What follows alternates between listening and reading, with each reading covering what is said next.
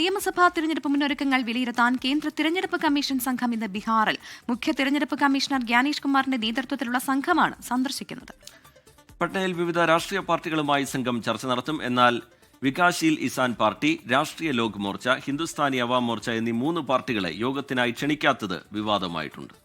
ബീഹാറിലേക്ക് നിയോഗിച്ച തിരഞ്ഞെടുപ്പ് നിരീക്ഷകരുടെ യോഗം കഴിഞ്ഞ ദിവസം ഡൽഹിയിൽ ചേർന്നിരുന്നു. ഒക്ടോബർ 6-ന് തിരഞ്ഞെടുപ്പ് പ്രഖ്യാപിക്കുമെന്നാണ് സൂചന. വിനീത ബിജിയാണ് കൂടുതൽ വിശദാംശങ്ങളുമായി ചേരുന്നത്. വിനീത, ഗുഡ് മോർണിംഗ്. ഏറെ നാളായി ചർച്ചയായ, രാജ്യം ചർച്ച ചെയ്യുന്ന ഒരു കാര്യമാണ്. ഇന്നിപ്പോൾ കേന്ദ്ര തിരഞ്ഞെടുപ്പ് കമ്മീഷൻ സംഘം ഇന്ന് ബീഹാറിൽ എത്തുകയാണ്. ഒപ്പം തന്നെ ചില പാർട്ടികളെ ഈ ചർച്ചയിലേക്ക് ക്ഷണിച്ചിട്ടില്ല എന്നുള്ളത് മറ്റൊരു വിവാദത്തിലേക്ക് കാര്യങ്ങൾ നയിക്കുന്നു എന്നുള്ളതിന്റെ സൂചന കൂടിയാണ്. എന്തൊക്കെയാണ് വിവരങ്ങൾ?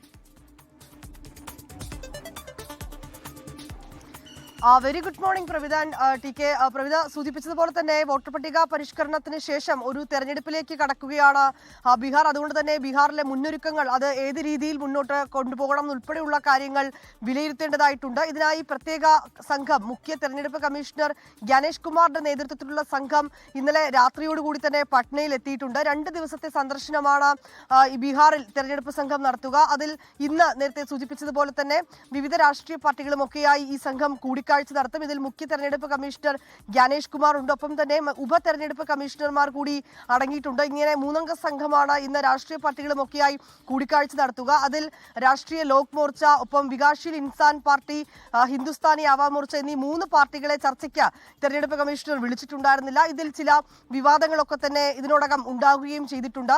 ഈ രാഷ്ട്രീയ പാർട്ടികളുമായി ചർച്ച നടത്തിയതിനു ശേഷം 2 ദിവസത്തെ സന്ദർശനമാണ് ബീഹാറിൽ തെരഞ്ഞെടുപ്പ് കമ്മീഷണർ നടത്തുക. അതിനുശേഷം തിരിച്ച് ഡൽഹിയിലേക്ക് മടങ്ങിയെത്തിയതിനു ശേഷം ഒരുപക്ഷെ തിങ്കളാഴ്ചയോടുകൂടി തന്നെ തെരഞ്ഞെടുപ്പ് പ്രഖ്യാപിക്കാനുള്ള സാധ്യത തന്നെയാണ് നമുക്ക് മനസ്സിലാക്കാൻ കഴിയുന്നത്.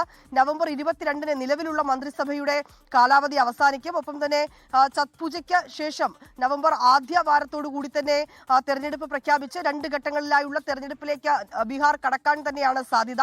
അതിനോടകം ഇന്നലെ രാത്രി പ്രത്യേക യോഗം ഡൽഹിയിൽ ചേർന്നിട്ടുണ്ടായിരുന്നു. ഇന്നലെ ഡൽഹിയിൽ ചേർന്ന യോഗത്തിൽ 425 നിരീക്ഷകരടക്കമുള്ള ആളുകളാണ് യോഗത്തിൽ പങ്കെടുത്തിട്ടുണ്ടായിരുന്നത്. അതിൽ ഈ ബീഹാറിലെ തെരഞ്ഞെടുപ്പ്, ഒപ്പം തന്നെ ജമ്മു കാശ്മീരിലെ 2 നിയമസഭാ മണ്ഡലങ്ങളിലേക്കുള്ള ഉപതെരഞ്ഞെടുപ്പ് ഉൾപ്പെടെയുള്ള കാര്യങ്ങൾ ചർച്ചയായിട്ടുണ്ട്. ഏതൊക്കെ മുന്നൊരുക്കങ്ങളാണ് നമ്മൾ മുന്നോട്ട് കൊണ്ടുപോകേണ്ടത്, അത് സംബന്ധിച്ചുകൊണ്ടുള്ള കാര്യങ്ങളൊക്കെ ഇന്നലത്തെ യോഗത്തിലും വിലയിരുത്തിയിട്ടുണ്ടായിരുന്നു. അതിനുശേഷമാണ് പ്രത്യേക സംഘം ഇന്നലെ രാത്രിയോടുകൂടി പട്നയിൽ എത്തിയത്. ആ സംഘം ഇന്ന് വിവിധ നേതാക്കളുമായി കൂടിക്കാഴ്ച നടത്തും. വിവിധ രാഷ്ട്രീയ കക്ഷികളുമായി ഇന്ന് കൂടിക്കാഴ്ച നടത്തും.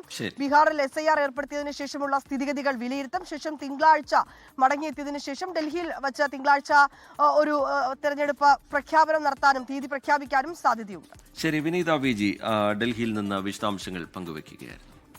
ലോകത്തെവിടെയായാലും ഏത് സമയത്തും 24 വാർത്തകളും ഓഗ്മെന്റഡ് റിയാലിറ്റി പാക്കേജുകളും എക്സ്പ്ലെയിനറുകളും വിശദമായി കാണാൻ ഞങ്ങളുടെ YouTube ചാനൽ നിങ്ങൾക്ക് സബ്സ്ക്രൈബ് ചെയ്യാം.